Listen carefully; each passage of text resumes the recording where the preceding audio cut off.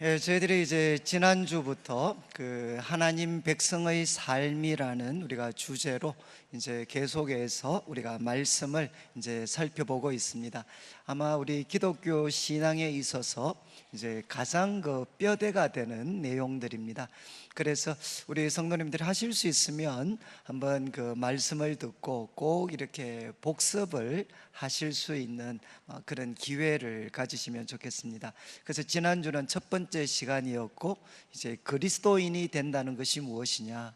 그것은 그 예수님을 내 삶의 구세주와 주인으로 모시는 거다.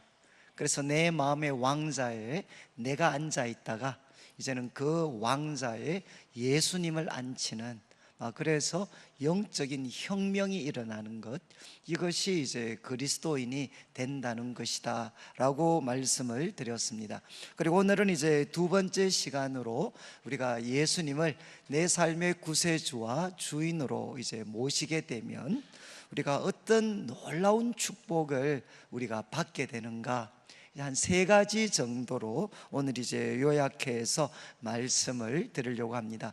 이제 주보 3면을 보시면 이제 첫 번째 축복 이렇게 해서 나는 그리스도 안에서 하나님의 자녀가 되었습니다. 내가 예수님을 믿게 되면 우리가 처음 받게 되는 놀라운 축복은 뭔가 하면 내가 하나님의 자녀가 된다는 겁니다. 그래서 지난주에 살폈던 우리 자막을 보면 요한복음 1장 12절 말씀, 영접하는 자 곧 그 이름을 믿는 자들에게는 하나님의 자녀가 되는 권세를 주신다, 이렇게 기록을 하고 있습니다. 그래서 이제 우리 주보의 내용에 보시면 예수님을 영접한 우리는 누구죠? 하나님의 자녀입니다. 그래서 우리 첫 번째 관로는 자녀죠, 자녀. 우리가 예수님을 영접한 우리는 하나님의 자녀입니다. 그리고 두 번째 자막이 나올 텐데 이제 로마서 8장 15절 말씀입니다. 여기 보면 이제 너희는 다시 무서워하는 종의 영을 받지 아니하고, 우리가 예수님을 믿지 않을 때는 우리는 죄의 종이었습니다. 그리고 조금 더 과하게 말씀을 드리면 우리는 마귀의 종이었습니다. 그런데 그 종의 영을 받지 아니하고 이제 예수님 믿게 되면 우리는 양자, 아들의 영을 받게 된다는 것입니다. 우리는 이제 아들의 영을 받게 되어서 이제 하나님을 향해 아빠, 아버지, 오늘 우리 유년부 우리 아이들이 우리 아빠, 엄마를 부를 때처럼 아빠, 아버지라고 하나님을 향해 부르게 된다는 겁니다.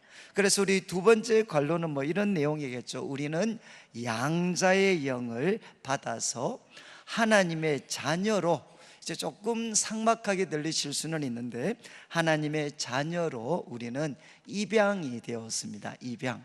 그래서 예수님을 내 삶의 구세주와 주인으로 모시게 되면 우리는 하나님의 자녀가 됩니다. 저는 이제 여러 번 말씀드렸던 것처럼 저는 모태신앙으로 또 잘 태어났고 또 열심히 교회 생활을 했습니다.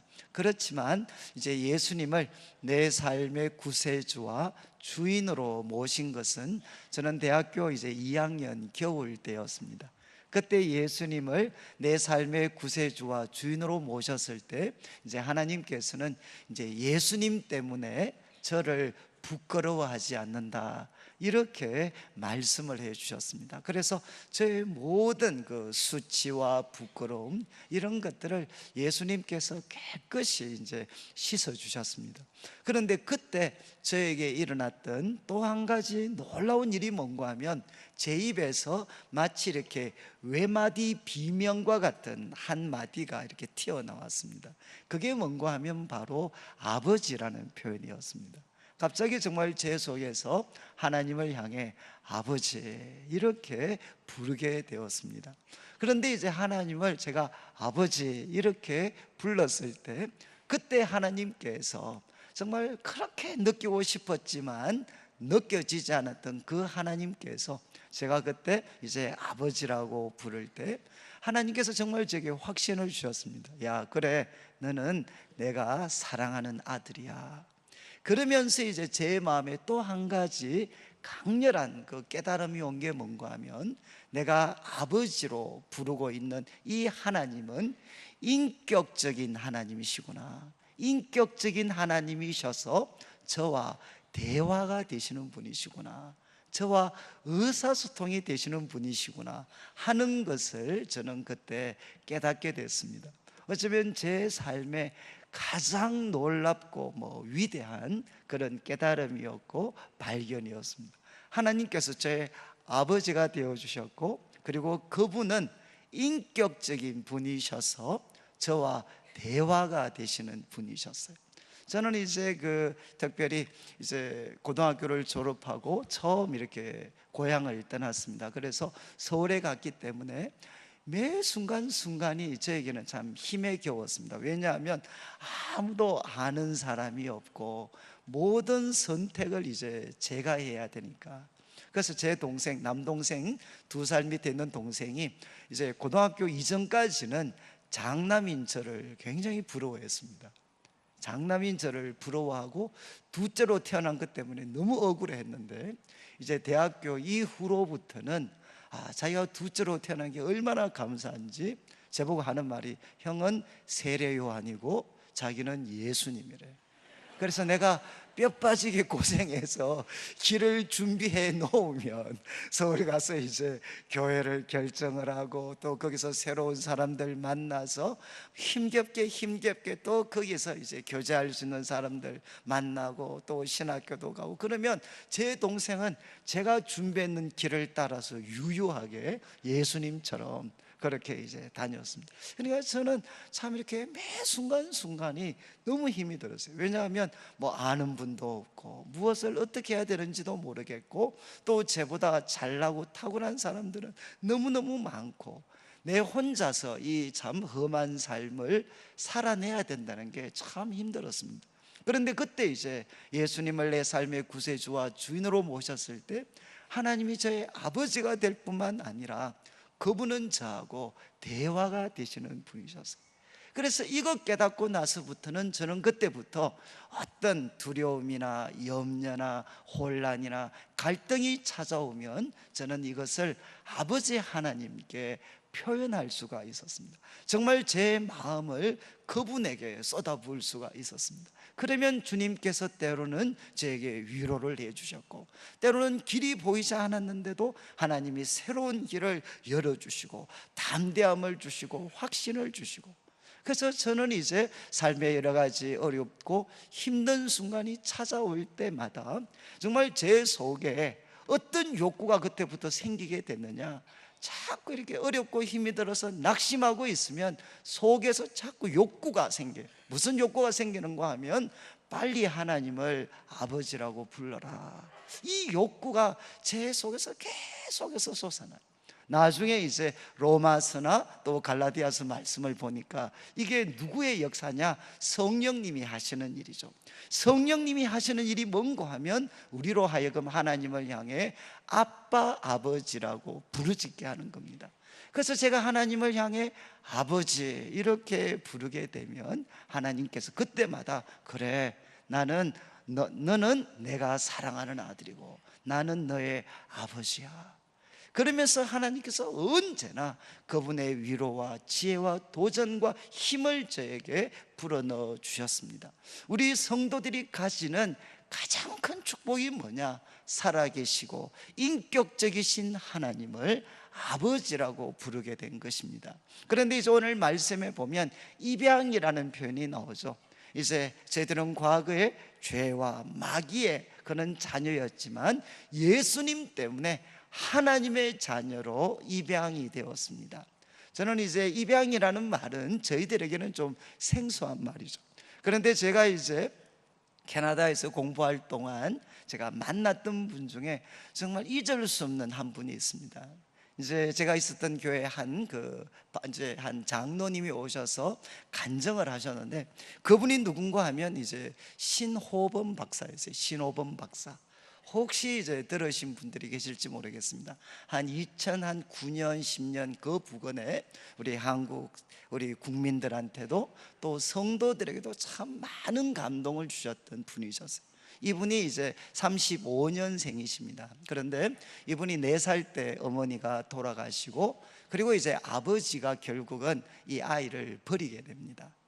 이제 다른 집에 종살이 가시면서 이 아들을 버리고 갑니다.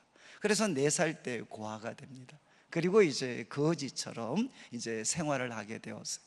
그런데 거지처럼 살다가 자기와 같이 구걸했던 친구가 배가 고프고 거기에 병이 걸려서 죽어가는 모습을 어릴 때부터 생생하게 지켜봤습니다. 그런 가운데 이제 우연히 이런 미군 부대 이런 잔 심부름을 하는 사람이 되었어요. 그래서 20살, 우리나라 나이로 20살이 될 때까지 초등학교 한번 가보지를 못했습니다. 그리고 거지로 보냈어요. 그러니까 그 삶에 무슨 꿈과 희망이 있겠습니까? 그런데 20살이 되었을 때 한 놀라운 사건이 일어나게 된 게, 미군 부대에서 그가 일하는 것을 보고 한 치과 의사가 이제 한국 전쟁이 끝났기 때문에 본국으로 이제 돌아가면서 이 신호범이라는 이 학생을 이제 자기 양자로 삼게 됩니다. 양자로 삼고 미국으로 데리고 갑니다. 미국으로 데리고 갔는데 나이가 20살이 됐지만 이제는 초등학교 경험도 없으니까 어디도 학교에 들어갈 데가 없어요. 그래서 그 양 아버지가 이 신호범이라는 이 자기 아들로 삼은 이 아이를 퇴근하고 나서 개인적으로 공부를 시킵니다. 그리고 이제 그 아버지와 그 가족들의 도움을 통해서 정말 기적이죠. 1년 4개월 만에 우리로 말하면 대입검정고시를 마치게 됩니다. 그리고 이제 이분이 나중에 대학원 그리고 박사학위를 받고 대학에서 교수가 되고, 워싱턴주에서 처음 한국계 미국인으로서는 처음 이렇게 이제 그 상은 의원이 되게 됩니다. 그래서 이분이 캐나다에 오신 것은 이유가 뭔가 하면, 온타리오라는 캐나다의 한 주에, 여러분 충격을 받으실지 모르겠는데 한국 애들 중에 캐나다로 입양된 애들이 그 당시에 온타리오 한 주에만 3,000명이 있었습니다. 상상이 가셔요? 그만큼 많은 아이들이 외국으로, 이제 좋게 표현하면 입양이었어요. 입양. 나쁘게 표현하면 팔려갔습니다. 그래서 이제 그분이 그 입양된 아이들 그리고 부모님들을 만나서 격려하고 도전하고 또 위로하는 그런 귀한 일들을 하셨어요. 저는 이제 그분의 그 간증을 들으면서 다른 거는 몰라도 한 참 선한 선한 사람의 자녀로 입양이 되는 것만 해도 그 삶에서 어떤 희망도 발견할 수 없었던 사람이 이렇게 위대한 사람이 될 수 있도록 해 줄 수 있었다면, 여러분 바로 우리가 하나님의 자녀로 입양이 되면 어떤 일이 생기겠습니까? 한 정말 이렇게 귀한 아버지도, 그 양아들을 삼은 그 아버지도 그 절망적인 한 젊은이를 이렇게 놀라운 사람이 될 수 있겠다면, 여러분 우리가 살아계신 하나님의 아들로 딸로 입양되었을 때 그분을 통해 얼마나 놀라운 일이 일어날 수 있겠습니까? 저는 이제 자녀들을 놓고 키우기 전까지는 아버지가 된다, 엄마가 된다라는 것에 대해서 낭만적으로 참 생각을 했습니다. 그러나 애들을 키우면서 여러분 어떻게 생각하시죠? 애들이 태어나는 순간 어떻습니까? 좋은 시절은 끝났습니다. 저는 이제 그때까지는 몰랐어요. 그런데 자녀를 놓고 키워보니까 바로 자녀를 삼는다는 것은 무엇입니까? 그의 아버지가 되고 엄마가 된다는 것은 무엇이냐? 그를 위해서 내 모든 삶을 헌신하고 희생하기로 작정하는 것입니다. 그래서 저는 바로 나의 아버지신 하나님에 대해서 저는 새롭게 생각하게 됐어요. 바로 육신의 아버지가 된 나도 우리 아이들에 대해서 많은 계획이 있고 또 사랑을 하고 헌신을 하고 모든 것을 다 쏟아붓습니다. 그래서 부족한 거 보이면 어떻게 해서라도 그거를 좀 만회하고 또 극복할 수 있도록 도와주고 싶고, 조금만 잘하는 게 있으면 거기에서 꿈을 가지고 희망을 가지고 또 기쁨이 됩니다. 그렇다면 우리 하나님께서는 어떻겠습니까? 저를 볼 때 내가 아무리 부족하고 연약한 것이 있다 할지라도 아버지 하나님과 나의 관계는 절대로 끊어지지 않습니다.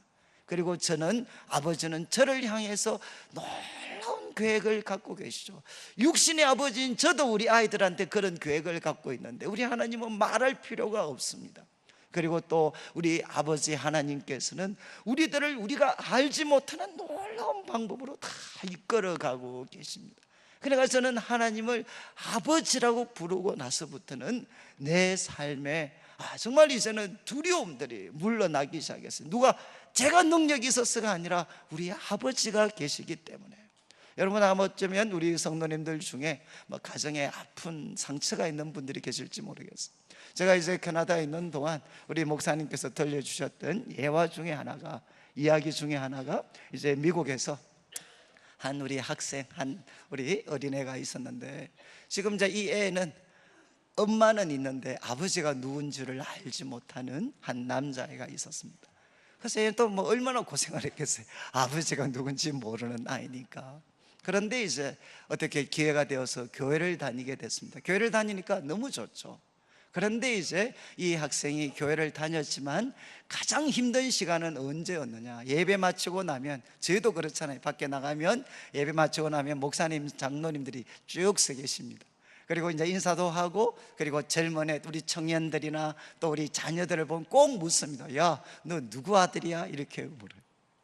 그러니까 이 아이는 이 질문이 너무 힘이 들었어요. 그래서 이제 예배 마치기 전 이제 축도할 때 그때 도망을 갔습니다. 그런데 한 번은 예배 드리다가 은혜를 너무 세게 받아가지고 도망을 못 갔어요. 이제 도망을 못 가고 예배가 마쳐졌습니다. 이제 예배의 우리의 문을 향해서 이렇게 이제 예배 마치고 나가려고 하는데 이제 두려운 일이 기다리고 있었죠. 목사님과 장로님들이 서 계셨어요. 그리고 이제 자기가 지나는데 가장 두려웠던 질문이 들려왔어요. 너 누구 집 아들이야? 이렇게 물었어요.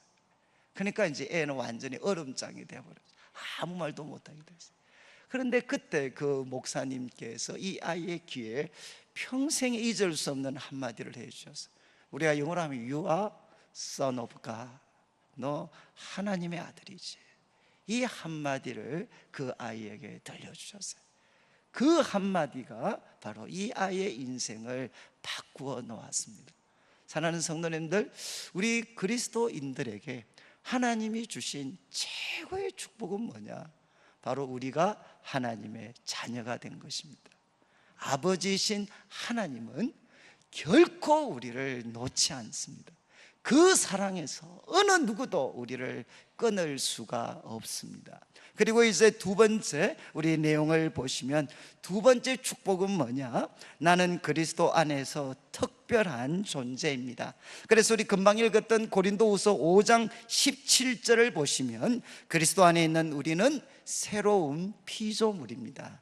근데 여러분, 이제 보통 성경에서 새로운이라는 것은 두 개의 단어가 있어요. 하나는 새롭다라는 뜻을 표현할 때 시간적인 새로움을 이야기할 수 있습니다. 그래서 우리 옛날 헌 것이 있고 새 것이 있죠. 시간적인 새로움이 있지만 또 어떤 새로움이 있느냐? 질적인 새로움이 있습니다. 질적인 새로움. 여기 나오는 내용은 무엇이겠습니까? 질적인 새로움이죠. 누구든지 그리스도 안에 있으면 우리는 새로운 피조물입니다. 이전 것은 지나갔으니 보라, 새 것이 되었습니다. 우리는 새 것입니다. 그런 다음 이제 에베소서 2장 10절을 우리 같이 한번 보셨으면 좋겠는데, 우리 에베소서 2장 10절 자막이 나옵니다. 여기 보면 이렇게 기록이 되어 있죠. 우리는 그가 만드신 바라. 우리는, 예수님을 믿는 우리는 그가 만드신 바라. 그리고 설명합니다. 그리스도 예수 안에서 선한 일을 위하여 지으심을 받은 자다. 예수님 안에서 선한 일을 위하여 지으심을 받은 자인데, 이 일은 하나님이 전에 예비하사 우리로 그 가운데 행하게 하려 하십니다. 하나님께서 아담과 하와를 창조하실 때부터 꿈꾸셨던 그 일이 이제 예수님을 믿는 우리를 통해서 이루어지게 되었다는 겁니다. 여기서 이제 우리는 그가 만드신 바라. 이게 만드신 바라는 게 이제 우리 헬라어로 보면 포이에마입니다. 포이에마. 이제 여기에서 뭐가 나왔는가 하면 포임, 시가 나왔습니다. 시가. 우리는 그가 만드신 바다, 바로 그분의 작품이다. 그분의 솜씨가 나타난 그분의 작품이다. 이렇게 바울이 이야기를 합니다. 자, 한번 보시죠. 이제 오늘 좀 중요한 내용 중에 하나인데, 이제 자기를 잘 보셔야 돼. 자, 나는 그리스도 안에, 나는 이제 그리스도 안에서 하나님의 작품인가요? 아니면 나는 하나님의 제품입니까? 여러분, 자기가 이렇게 하나님 안에서 예수님 때문에 자기가 하나님의 제품이 된 것 같아, 소위 신제품이 된 것 같아? 아니면 하나님의 작품이 된 것 같습니까? 여러분이 오늘 이것만 여러분들이 기억하셔도 충분하실 것 같아요. 우리는 하나님의 작품이지 제품이 아닙니다. 제품은 뭐죠? 대량 생산이 가능합니다. 그리고 또 제품에는 무엇이 매겨져 있느냐?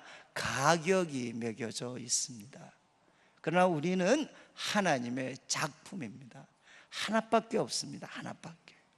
저는 이것이 제 삶을 얼마나 이렇게 치료해 줬는지 몰라요. 나는 하나님의 제품이 아닙니다. 나는 하나님의 작품입니다. 저는 지금도 제가 이제 제일 못하는 과목이 뭔가 하면 이제 미술입니다. 미술. 저는 지금 특별히 넥타이 같은 거 할 때 색깔이 맞니 안 맞니, 저는 도대체 이해를 할 수 없어요. 그래서 여러분들이 보실 때 색깔이 이렇게 정상적이면 집사람이 정신을 차린 거고, 이게 안 맞으면 집사람 탓입니다. 제 탓이 아닙니다. 저는 분별이 안 돼. 옳고 그런지 분별이 안 되는 사람입니다. 저는 지금도 보면 뭐가 뭔지를 몰라요. 근데 제가 집사람하고 이제 연애를 할 때 제일 힘들었을 때가 이제 한 번씩 미술 작품 보러 가자. 그러면 저는 미술 작품 대신에 야구 보러 가자. 야구 보러. 대부분 야구를 보러 갔지만 그것도 한 번씩 어쩔 수 없이 이제 한번 작품을 보러 가면은요, 보면 합니까? 하나도 모르죠. 완전히 그냥 장난쳐 놓은 것 같은. 그러다가 이제 계속 딴짓하다가 한 번씩 제가 미술책에서 봤던 이름이 등장을 해. 만약에 피카소 같은 사람이 등장하면, 그러면 제가 이제 그 앞에서 경건한 자세를 취하고 집사람을 불러서 봐라, 잘 그렸지 않냐, 이렇게 이야기를 해요. 제가 왜 그렇게 이야기하겠습니까? 저는 제가 그 그림을 볼 줄 알아서가 아니라 저는 피카소를 믿습니다. 그래서 이제 저는 그 이름을 믿으니까 잘 그렸다 이야기하죠. 만약 여러분 제가 만약에 하나님의 작품으로, 저를 미술 작품으로 보신다면, 그러면 저 작품 밑에는, 여러분 밑에 작가 이름이 뭐로 적혀져 있을까요? 저를 하나의 미술품으로 생각하시면, 저를 이 미술 작품으로 생각하시면 제 밑에 저를 지은 작가 이름은 뭐로 적혀져 있겠습니까? 이렇게 되어 있겠죠. G-O-D 이렇게 되어 있겠죠. 그룹 이름이 아니라 바로 God, 바로 하나님이라고 적혀져 있겠죠. 여러분 저를 보시면 이해가 안 되시는 게 많죠? 잘 이해가 안 되시잖아요. 왜 이해가 잘 안 됩니까? 여러분의 수준을 벗어나는 하나님의 심오함이 그 속에 담겨져 있습니다. 저는 그때부터 이제 제 자신에 대해서 제가 기뻐하기 시작을 했어요. 이거는 못생긴 것도 아니고 심오한 것이고, 이거는 성적이 더러운 것도 아니고 또 심오한 것이고, 저는 저 자신을 이제 더 이상 사람들의 관점이 아니라 저를 그분의 작품으로 빚어가고 계시는 하나님의 관점으로 저를 조금씩 볼 수 있게 됐어요. 그리고 나니까 이제 뭐가 달라졌느냐, 우리 청년들을 대하는 태도가, 제가 청년들을 섬기면서 이 말씀을 깨달았거든요. 근데 청년들 보면 정말 신기한 동물들이 얼마나 많은지 몰라요. 이건 인간계에 속해 있는 사람들이 아닙니다. 이런 애들이 너무너무 많아요. 근데 과거에는 그런 애들 때문에 짜증도 내고 욕도 했는데, 이 말씀 깨닫고 나서부터 뭐라고 했겠습니까? 애들을 볼 때마다 이해가 안 되면 저는 외쳤어요. 하나님 심오합니다. 이제 그때부터 그냥 무조건 외쳤어요. 하나님, 쟤들은 하나님의 작품이고 심오합니다. 여러분 나중에 시편 139편 아마 14절 정도가 될 텐데, 뭐라고 거기 다윗이 고백했느냐? 하나님은 우리를 어떻게 만드셨죠? 신묘막측하게. 옛날 성경에는 이게 영어 번역을 보면 wonderfully, 정말 놀랍도록, and 그 다음에 fearfully, 정말 두려울 정도로, 소름이 끼칠 정도로 하나님은 우리를 놀랍게 만드셨습니다. 이게 다윗의 고백입니다. 여러분, 우리는 누구냐? 하나님의 제품이 아니고 우리는 하나님의 작품입니다. 여러분, 대부분 가까운 분들이 앉아 계실 텐데 옆에 있는 분 뭐 이렇게 하면 이야기하시죠? 시무하십니다. 옆에 있는 분 한번 빨리빨리 이야기해 주시죠. 그러면 옆에 있는 분들이 아멘 이렇게 하셔야 안 되겠어요? 우리는 누구냐? 심오한 사람들이에요. 심오한 사람. 저는 이거 깨닫고 나서 정말 이렇게 인간관계가, 그리고 저의 자아상이 회복이 됐어요. 저는 이제 더 이상 저를 이해하지 않습니다. 그냥 남들이 뭐라고 해도 이거는 이상한 게 아니고 심오할 뿐이다. 언젠가 세월이 지나면 의미가 나타날 거다. 근데 저는 청년들과 성도들을 섬기면서 제일 힘들었던 질문이 뭔가 하면, 저는 이제 우리 청년들은 좀 깊이 상담을 합니다. 깊이 상담하면 예수님 믿어도 저 상처는 치료가 안 될 것 같아요. 좀 제가 과하게 말씀드리면 부모님들이 망쳐놓은 인생이 있습니다. 애들 중에. 그리고 스스로가 망쳐놓은 인생도 있고요, 이 세상이 망쳐놓은 인생들이 있습니다. 저는 정말 그 아이들과 대화를 나누면 아무리 예수님을 믿는다고 하더라도 이 상처는 치료가 안 될 것 같아요. 정말 저는 오랫동안 섬기면서 청년들과 성도들을 섬기면서 가장 큰 고민이 바로 이거였어요. 근데 제가 이제 어느 한 우리 홍정길 목사님 책을 보다 보니까 뭐 유명한 예화지만 이런 그 예화가 하나 있었습니다. 한 유명한 미술 화가가 있었는데 이제 지인들과 같이 교제를 나누다가 헤어질 시간이 됐습니다. 그래서 이제 그 미술 작가가 한번 제안을 했죠. 우리 또 언제 만날지 모르는데 기념품 하나 남깁시다. 그러면서 이분이 이제 물감과 또 이렇게 도화지를 가져왔습니다. 그러면서 제안을 했어요. 여러분 마음대로 멋대로 한번 그려보십시오. 이제 기념이 될 만한 멋대로 뭐든지 그리시면 제가 마무리하겠습니다. 이렇게 이야기를 했어요. 그리고 이제 물감과 도화지를 줬습니다. 그러니까 이제 사람들이 재밌는 제안이잖아요. 그러니까 이제 자기 마음대로 막 그 도화지에다가 거의 낙서에 가까운 걸 했습니다. 또 어떤 사람은 이 미술 작가를 골탕 먹이기 위해서 이상한 것만, 언밸런스가 되는 것만 거기에 막 그려놨겠죠. 그래서 다 사람들이 자기 거를 그렸어요. 그리고 이제 작가한테 건네줬습니다. 그러니까 이 미술 작가가 사람들한테 여러분 한번 보시죠 그러면서 그 작품 도화지를 보여주는데 모두가 다 깔깔깔깔 다 웃었어요. 완전 저는 장난친 거였어요. 장난친 거. 그런데 이제 이분이 잠깐만 기다려 주십시오. 그리고 이제 시간이 좀 지났습니다. 손을 봤습니다. 그리고 나서 여러분 이제 됐습니다. 그러면서 그 도화지를 싹 사람들 앞에 보여줬어요. 그때 사람들의 반응이 어땠겠습니까? 사람들의 입에서 와, 탄성이 나왔다니, 탄성이. 저는 제가 그 어떤 감정을 책으로 읽으면서 저의 오랜 숙제가 저는 해결이 되는 것 같았어요. 바로 이거였구나, 이거. 우리 청년들을 보면, 성도들을 보면 참 때로는 부모들이 장난친 것 같고, 친구들이 장난친 것 같고, 학교와 세상이 장난친 것 같고, 또 자기 자신이 장난친 것 같은 그 쓰라린 실패의 자국들이 다 있지만, 예수님을 내 삶의 구세주와 주인으로 모신다는 것은 무엇이냐? 바로 이 인생의 도화지를 바로 대가이신 예수님께 맡겨드리는 거구나. 여러분, 바로 대가이신 예수님은 나와 이 세상이 장난쳐 놓은 이 인생을 하나님의 작품으로 만드실 수가 있습니다. 저는 요즘에 이제 몇 사람들이 좀 소개를 해줘서 우리 미국에 이제 그런 그 유튜브 앱 중에 이제 간정, 정말 이렇게 뭐 좀 세상적으로 좀 유명한 사람들의 그 간정을 담고 있는 앱이 있어서 요즘 시간 나면 하나씩 들어요. 그냥 그거 듣다 보면 정말 세상에 상상하지도 못했던 아픔과 그리고 고통을 겪었던 사람들이 너무너무 많더라고요.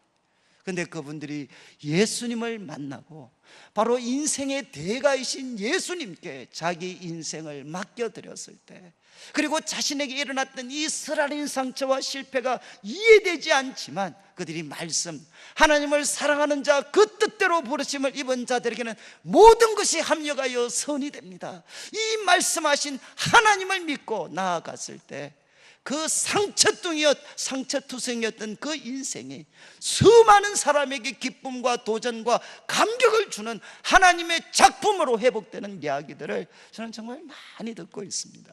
여러분, 이제 우리가 예수님을 믿게 되면 두 번째 복이 무엇이겠습니까?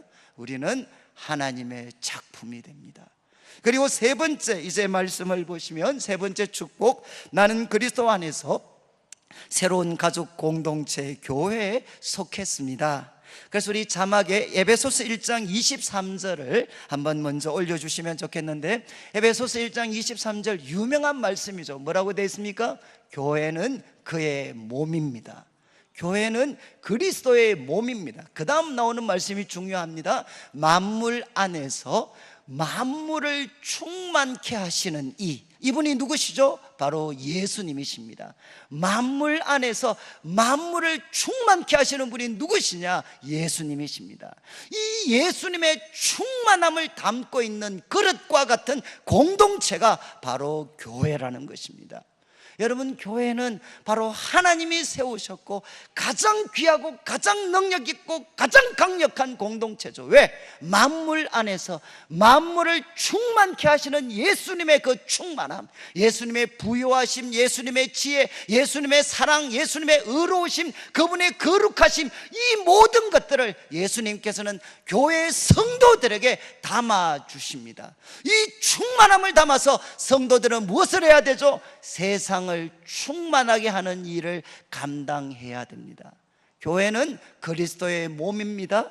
그래서 만물을 충만케 하시는 이의 충만함을 우리는 담고 세상을 충만하게 해야 될 존재입니다. 그리고 에베소서 2장 19절에 보시면 거기에는 우리 성도들에 대해서도 이렇게 이야기합니다. 우리는 그리스도 안에 있는 우리는 동일한 시민이고 동일한 하나님의 권속이다. 이 권속은 뭐냐? 가족입니다. 패밀리입니다. 패밀리. 우리는 하나님의 가족입니다. 예수님을 믿게 되면 우리는 하나님의 가족인 교회에 속하게 됩니다. 그리고 이제 마지막 에베소서 2장 21절 22절은 교회를 다시 한번 성전으로 묘사하면서 하나님이 거하실 처소가 되기 위해서 우리는 함께 지어져 가고 있습니다. 여러분, 예수님을 믿게 되면 우리가 세 번째 누리게 되는 놀라운 복은 무엇이냐? 바로 주님의 몸된 교회, 그 교회에 속한 성도가 되는 것입니다. 요즘 이제 많은 분들이 교회에 대해서 부정적인 이미지를 갖고 있기 때문에 우리가 소위 교회에 속한다는 것을 힘들어 하시는 분이 많습니다. 고대 한 교부가 이런 이야기 했죠. 교회를 어머니로 섬기지 않는 자는 하나님을 아버지로 섬길 수가 없습니다. 여러분, 이 말도 물론 한계가 있지만 우리한테 주는 교훈은 분명합니다. 교회를 어머니로 섬기지 않는 자는 하나님을 아버지로 섬길 수가 없습니다. 여러분, 교회는 어떤 공동체입니까? 함께 모여 하나님께 예배를 드립니다. 함께 하나님께 예배를 드릴 때 그리스도께서는 바로 만물 안에서 만물을 충만케 하시는 예수님의 충만함을 우리들에게 부어주십니다. 그리고 교회 속에서 하나님의 가족들이 뜨거운 사랑을 서로에게 주고받습니다. 그리고 주님의 영광스러운 그 맡기신 사명을 위해서 함께 성숙하고 함께 우리가 섬기고 함께 세상을 섬기는 일에 우리들 자신을 드리게 됩니다. 저는 이제 태어나면서부터 교회를 떠나본 적이 없었기 때문에 많은 분들이 그렇게 이야기해요. 개인마다 경험이 다릅니다. 그렇지만 가끔 사람들이 그렇게 이야기했어요. 교회 가면 야 돈이 나오냐 빵이 나오냐. 그러나 최소한 저한테는 교회 가면 빵이 나왔습니다. 그리고 저는 교회 가면 돈이 나왔어요. 저는 참 이렇게 특별히 대학을 다닐 때 저는 참 제 인생에서 가장 가난했던 때였습니다. 그런데 교회 가면 우리 선배들을 만나면 밥을 사줬습니다. 그리고 또 교회에 제가 다녔을 때 제가 한 번씩 말씀드렸지만 저는 우리 가정이 제 학비를 대줄 수도 없었고 또 저는 공부를 그 당시 못했기 때문에 장학금을 받을 수 있는 실력도 못했어요. 그런데 제가 초등학교 때 저희 교회 주일학교 선생님이셨던 한 분이 제가 대학교 2학년부터 졸업할 때까지 학점에 상관없이 전액 장학금을 다 대주셨어요. 저는 정말 교회에서 저의 학비를 대주셨고, 그리고 제가 생활비를 낼 돈이 없을 때 우리 선배들이 저의 생활비를 대주셨고, 그리고 먹을 것이 없을 때 우리 선배들이 저를 먹여주셨어요. 그래서 저는 제한테는 최소한 교회는 저를 먹여 살린 곳이었어요. 그리고 제 동생들을 서울로 데리고 올 때 정말 우리 집이 애들 서울에 뒷바라지 할 수 있는 형편이 아니죠. 근데 아무 집에서 도움 받지 않았지만 제 동생 3명을 서울에 데리고 올 때 저는 누구를 믿었느냐? 제가 속해 있던 내수동교회 대학부를 저는 믿었어요. 어쩌면 뻔뻔할 수 있는데 저는 우리 교회 대학부를 믿었습니다. 정말 그분들은 제 믿음대로 제 동생들을 먹여줬고 격려해줬고 꿈을 주었고, 그리고 제 동생들이 정말 그 하나님 앞에 당당한 한 사람으로 살아갈 수 있도록 교회가 저를 도와주었어요. 저는 이것이 저만의 특별한 은혜라고 생각하지 않습니다. 저는 우리가 주님의 몸된 교회를 사랑하고, 아무리 교회가 부끄럽고 모순터성이고 연약하고 보잘것없는 것 같다 할지라도 이 교회 공동체의 머리가 예수님이신 것을 믿고, 그리고 우리 예수님께서 예배 때마다 그분의 충만하심으로 우리를 채워줘서 교회 속에는 하나님의 지혜가 있고, 교회 속에는 하나님의 사랑이 있고, 교회 속에는 하나님의 부요하심이 있고, 교회 속에는 하나님의 위대하심이 있고, 시대를 꿰뚫어 앞설 수 있는 하나님의 통찰력이 있고, 그래서 저는 이 교회를 사랑하고 섬기고 헌신할 때 바로 주님의 몸된 교회가 우리를 지켜주고 우리들의 삶을 거룩하고 영광스럽게 할 것을 저는 믿습니다. 여러분, 이제 우리가 예수님을 믿게 되면 3가지 놀라운 축복을 받게 됩니다. 첫 번째는 우리는 하나님의 자녀입니다. 여러분, 당당하셔야 돼요. 나는 누구인가? 나는 하나님의 아들이요 하나님의 딸입니다. 이유는 뭐죠? 내가 예수님을 믿기 때문에, 내가 예수님을 믿었기 때문에 나는 하나님의 아들이요 딸이 되었습니다. 내 인생을 아버지이신 하나님께서 반드시 책임져 주십니다. 그리고 두 번째, 나는 누구냐? 나는 하나님의 작품이 되었습니다. 지금도 하나님의 손길이 나를 감싸고 있습니다. 우리 성도님들을 감싸고 있습니다. 우리를 신묘막측하게 하나님의 작품으로 만들어가고 계십니다. 여러분, 저는 가면 갈수록 우리에게 중요한 것이 무엇이냐? 하나님을 신뢰하는 것입니다. 하나님 신뢰하는 것. 내 삶이 아무리 밑바닥으로 떨어지고 아무리 내 삶이 부족하고 연약한 것처럼 보여도 우리는 십자가에서 자기를 쏟으신 그 예수님을 통해 나타난 하나님의 사랑, 부활을 통해 나타난 하나님의 능력, 우리는 하나님을 믿습니다. 하나님을 믿죠. 그리고 마지막, 우리는 주님의 몸된 교회에 속해 있는 자랑스러운 성도요 자랑스러운 교인입니다. 여러분들이 교회를 위해서 헌신할 때 바로 이 교회를 통해서 주님께서 여러분의 삶을 책임져 주실 것입니다. 이 놀라운 은혜가 우리 성도님들이 넘치면 좋겠고요. 제가 마지막으로 저는 우리 교회가 그런 소망이 있어요. 우리 성도님들이 나중에 삶을 마무리할 때 하나님, 내 삶의 가장 귀한 축복은 내가 내일 교회에서 신앙생활하게 해주셨던 것. 저는 정말 우리 교회가, 우리 성도님들이 삶을 마무리할 때 내 삶에 가장 아름다웠고 가장 따뜻했고 가장 귀하고 가장 영광스러웠던 순간은 내가 내일 교회에서 함께 주님을 섬겼을 때입니다. 이런 교회를 우리가 함께 만들어 가시기를 주님의 이름으로 축원합니다.